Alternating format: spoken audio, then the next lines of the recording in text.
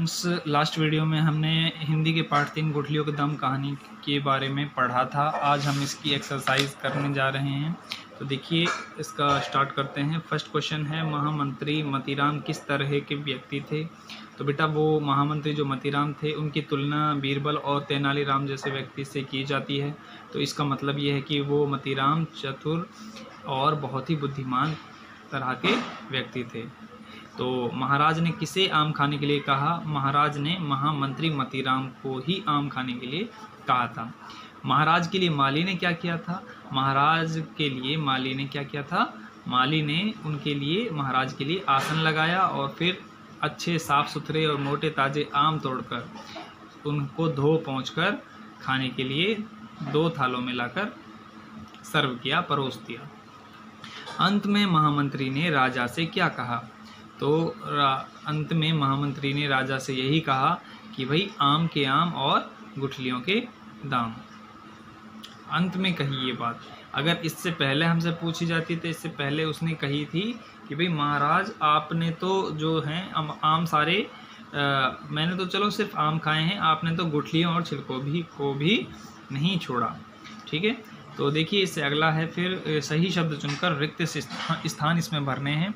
तो महाराज अपने शाही खाली स्थान यहाँ पर है में टहल रहे थे। तो इसमें क्या आएगा खाली स्थान में? इसमें आएगा महाराज अपने शाही बगीचे में टहल रहे थे। ओके। उसके बाद है, महामंत्री ने तुरंत माली को डैश लाने के लिए इशारा किया। तो इसमें क्या आएगा? महामंत्री ने तुरंत माली को आम लाने के लिए इशारा किया। आपका तो पूरा थाल खाली पड़ा है। इसमें क्या आएगा बेटा? थाल आएगा। महाराज ने मतीराम को 100 स्वर्ण क्या दी बेटा? मुद्राएं इनाम में दी। ओके। उसके बाद नेक्स्ट चलते हैं। राजा और महामंत्री क्या कर रहे थे? बेटा, वो क्या कर रहे थे? वो गर्मियों के मौसम में अपने शाही बगीचे में टहल रहे थे। और क्या कर रहे थे? ओके, आगे देखते हैं। राजा आम खाकर छिलके और गुठलियाँ कहाँ रख रहे थे? तो बेटा, वो कहाँ रख रहे थे राजा? वो महामंत्री मतीराम की थाल में उनको रख रहे थे। इसके बाद नेक्स्ट देखते हैं। महामंत्री की बात सुनकर राजा ने क्या किया? महामंत्री की बात सुनकर राजा बहुत प्रसन्न हुए और उसके बाद में 100 स्वर्ण मुद्राएं उसे इनाम स्वरूप दे दी, है ना। उसके बाद में देखते हैं, राजा की रियासत कौन से पर्वत के पास थी? यहाँ पर हमें सही उत्तर के सामने टिक का सही का निशान लगाना है। तो देखिए, इसमें राजा की रियासत कौन से पर्वत के पास थी? हिमगिरी पर्वत नहीं, गोवर्धन पर्वत नहीं, नीलगिरी पर्वत। यस, नीलगिरी पर्वत इसका राइट ऑप्शन है। ओके। नेक्स्ट देखते हैं। राजा व मंत्री कौन से मौसम में आम खा रहे थे? तो सर्दी में नहीं, पतझड़ में नहीं, गर्मी में। यस, गर्मियों के मौसम में वो आम खा रहे थे। एक्चुअली वो मौसम भी गर्मी का था, जैसा कि हमने स्टोरी में पिछली बार पढ़ा था। नेक्स्ट देखते हैं।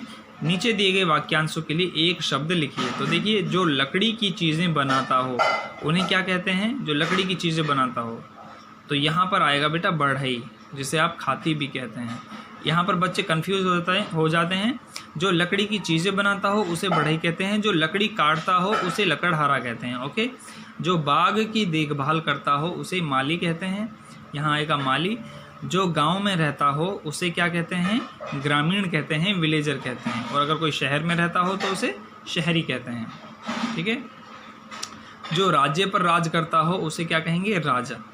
तो बेटा, ये राज्य पर जो राज करते हैं उन्हें राजा कहते हैं। अब उनके आज के वक्त में राजा का जो किरदार है वो एक्चुअली मुख्यमंत्री ने ले लिया है।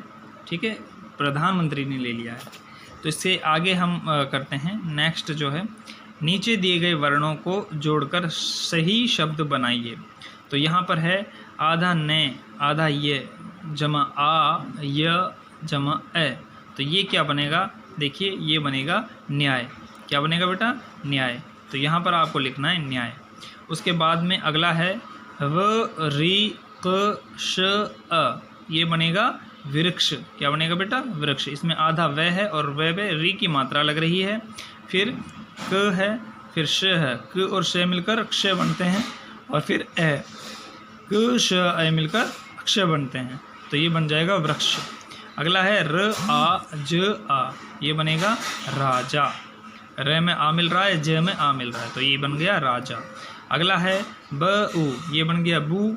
फिर द ध ई, ये बन गया बुद्धि। क्या बनेगा? बुद्धि। ओके, तो ये हमारी यहाँ पर कंप्लीट होता है। नेक्स्ट देखते हैं।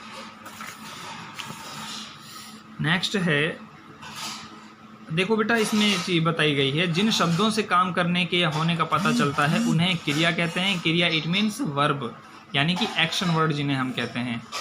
ठीक है, इंग्लिश में जिन्हें बोलते हैं एक्शन वर्ड, जैसे कि खाना, पीना, हंसना, लेटना, उठना, बैठना, चलना, फिरना, घूमना, ये सभी क्या हैं? क्रियाएं हैं।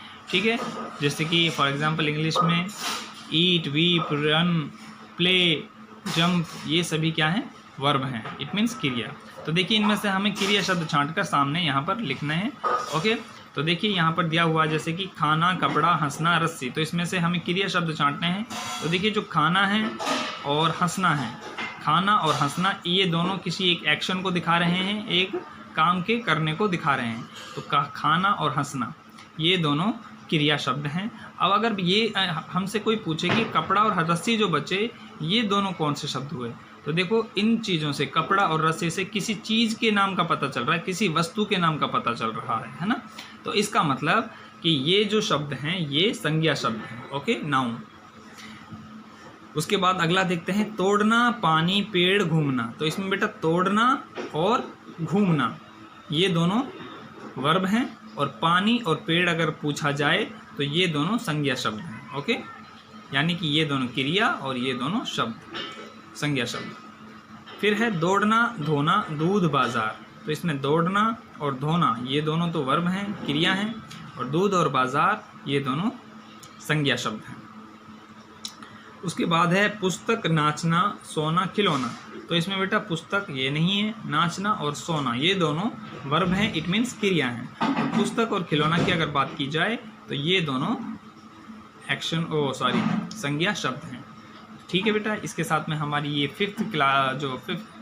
थर्ड चैप्टर है, तीसरा पार्ट था, ये यहाँ पर कंप्लीट होता है। Okay, thank you.